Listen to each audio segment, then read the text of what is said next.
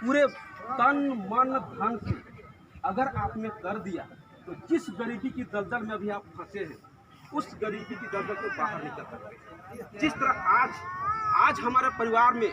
हमारे घर परिवार में जो हमारी आर्थिक स्थिति थी इतनी दयनीय थी, इतनी खराब थी कि लग रहा था कि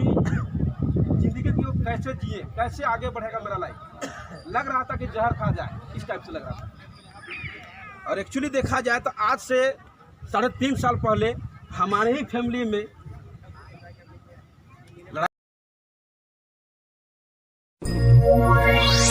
इस दिल में कितना दर्द है, कैसे दिखाऊं सनम, कितना जख्म है।